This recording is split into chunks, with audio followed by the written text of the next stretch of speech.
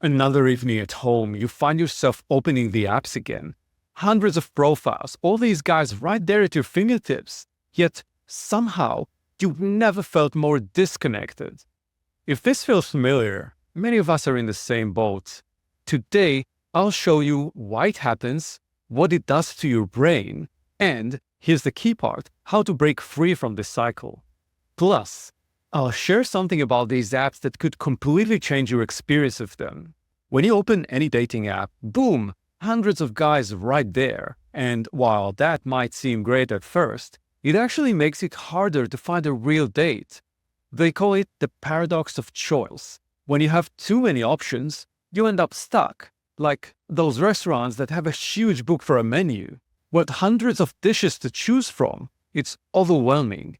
But unlike a menu, with those hundreds of guys, you're not just choosing from a ton of profiles.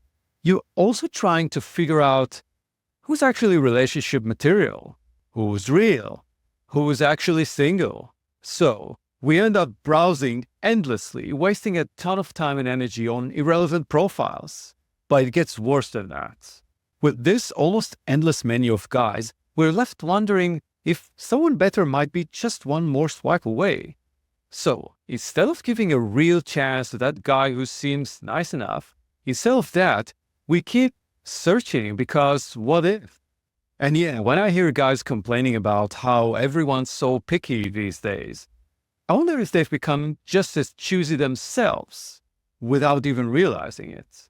And I won't be too quick to judge. It's just human nature. When you have a large selection in front of you, of course you'll try to optimize your choice. Now, beyond this paradox of choice, there's another major issue: filters. Sure, it seems helpful to filter by distance, age, or whether someone likes pets, but it quickly turns into something else. We start reducing people to checkboxes and stats. We filter out potential great matches based only on arbitrary criteria. And don't get me started on this whole tribe system. Sure, it gets criticized for stereotypes, but I believe the real damage is how it reduces potential love connections to body types. It makes us think love depends on whether someone fits into a specific category of body type or physical appearance.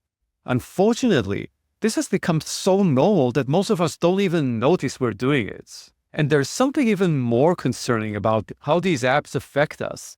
Let's talk about what happens in your brain when you're using them. When you match with someone attractive, you get this little thrill, right? That's dopamine doing its work. It's that chemical in your brain that drives you to repeat rewarding experiences. Same as with social media likes and comments, you start checking your phone more often, hoping for that next notification. The apps literally program you to chase that feeling. Match, thrill, one more matches, and repeat. But real dating, that's different. Real dating means putting yourself out there. It means being vulnerable, risking rejection, dealing with awkward moments. And when you've got this easy alternative, just swiping and matching, why take that emotional risk? And it goes deeper than that. Apps are now not just for dating anymore. We use them as quick hits of validation. Every time someone finds us attractive enough to message or match, it gives us that moment of feeling wanted and valued, even if we don't actually want to meet that guy. That's how we end up basically collecting matches instead of making connections. We get hooked on these quick hits of validation rather than pushing through the messy and sometimes painful process of building something real. And before long, we're trading real connections for these quick hits of feeling wanted. But these moments are like empty calories. They don't satisfy our actual need for connection. And we get stuck in a cycle. You feel empty, open the app, get temporary validation, feel empty again. And that's how the loneliness epidemic gets even bigger. Now for a quick reminder, if you want to go deeper into how to navigate these challenges, sign up for my weekly newsletter where I share exclusive strategies and insights on finding real connection and love. The link to join for free is in the description. Now, of course, dating apps have changed our offline world too. Because you get so used to hiding behind the screen, taking time to craft the perfect message, your real-life social skills get rusty. That's why we're losing the basic skills of how to approach someone we're interested in, like actually walking up to someone and starting a conversation. We've forgotten how to read body language and how to flirt in person. I posted a whole video on that. Check out the gaydar video if you're interested. We've also forgotten how to handle that natural back and forth in a face-to-face conversation, and that can make us feel anxious about these interactions. Apps were supposed to make connecting easier, but they're actually made us worse at it in real life. So now we understand why dating apps can take us away from real connection and actually deepen our loneliness instead of solving it. Does that mean apps are useless and bad? Not at all. Dating apps can absolutely lead to meaningful connections. I found my partner this way, and I know many others who started beautiful love stories that way, too. It's all about how you use them. Let me share what I've learned. The first thing to watch out for is how easy it is to get carried away with endlessly looking for matches, validation, and dopamine hits.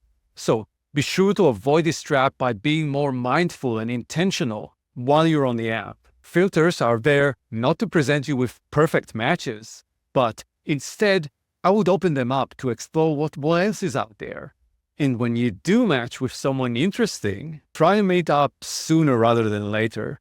No getting carried away with endless chats. Also, while chatting on the app, pay close attention to the way the other person interacts with you. Do they seem really interested in getting to know you as a person? Or do they reply with super short lines? See if they want to escalate to meeting in real life, or perhaps they're just there for the dopamine kicks and validation. How do you spot someone who's actually interested in meeting? I'd love to hear what works for you. Share it in the comments below. Now, let me share something unexpected about dating apps that's very, very useful to know. It turns out that using these apps when most people do is actually the worst time to find a real connection. If you log in during peak hours, usually 6 p.m. to midnight, then yeah, you'll find most guys online. But that's exactly the problem. Everyone's competing for attention. Conversations tend to be flaky. You get tons of generic "hey" messages, and ghosting rates go through the roof. Plus, everyone's exhausted from their day, so conversations aren't as good. And at night, that's when people get emotional and lonely. Not exactly the best mindset for making smart dating choices. But check those same apps in the morning or early afternoon, and that's a completely different story. You find people in a better headspace, more focused on real connection rather than just killing time or immersed in their loneliness or seeking validation. So you have much better chances of finding guys who are more purposeful about dating.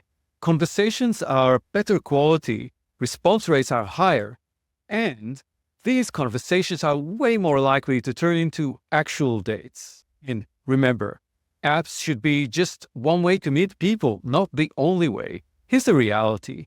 In dating apps, you're in a space where everyone has thousands of options right there. Bars and clubs are no better. I hear a lot of guys telling they feel even lonelier there. Instead, what I suggest is spaces that are more like small groups or communities where dating isn't the main focus. When you meet someone there, they're actually interested in getting to know the real you, not just scanning you as one of 468 profiles they've checked out today. So, get out there, join gay social groups, or go to community events. Real-world connections might be more challenging at first, but they're usually more rewarding in the long run. If you found this information helpful, subscribe to my channel and also join my newsletter for more insights on gay dating and relationships you won't find anywhere else. I also invite you to share your experiences in the comments below. What challenges you faced and what strategies have worked for you? Let me know.